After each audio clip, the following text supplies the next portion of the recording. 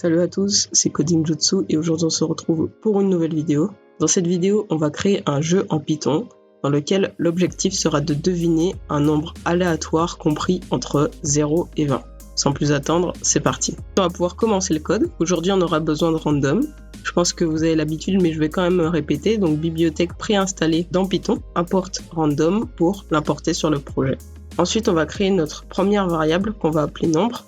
On va dire que nombre égale random.runRange 1, 20. Donc ça voudra tout simplement dire qu'il va nous prendre un nombre aléatoire entre 1 et 20. Ensuite, on va créer une seconde variable qui va être un input qu'on va appeler guess. Et ce sera tout simplement l'input où on va pouvoir rentrer le nombre à deviner tout simplement. Vous allez me dire, mais comment on va faire pour deviner le nombre si on n'a aucune indication? Donc c'est ce qu'on va créer comme boucle. On va dire que tant que c'est vrai, si guess est différent de nombre, si guess est plus petit que nombre, print le nombre est plus grand, donc pour nous indiquer si on est sur la bonne voie ou non. Ensuite, on fait réapparaître l'input. Et if guess est plus grand que nombre, print le nombre est plus petit. On refait réapparaître l'input.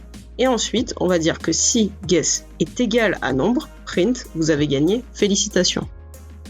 Au niveau du code, normalement, c'est terminé, mais j'ai souhaité rajouter quelque chose. Donc j'ai ajouté une variable replay, et j'ai dit que cette variable replay était égale à strinput, voulez-vous rejouer? J'ai ensuite dit que si replay égale oui, alors on reprint guess, et sinon, donc si elle est différente de oui, alors on sort. Donc c'est une variable pour pouvoir rejouer ou non.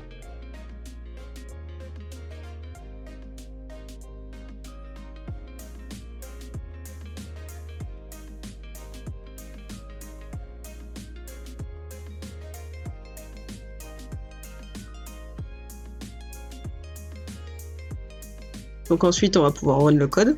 Vous voyez bien que tout marche correctement. S'il me demande à rejouer et que je dis oui, donc il me reprint l'input, tout simplement.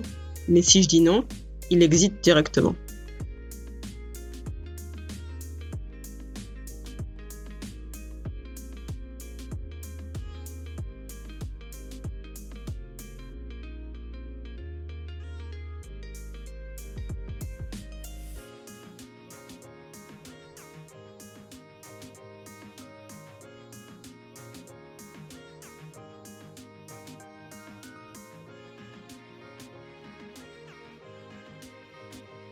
C'est déjà la fin de la vidéo, merci de l'avoir regardé. Le but était du coup de faire un petit jeu en Python, parce qu'on a souvent fait des petits outils qui pouvaient nous aider, mais jamais des jeux, alors je me suis dit qu'un petit jeu comme ça, ce serait sympathique. Et voilà en fait.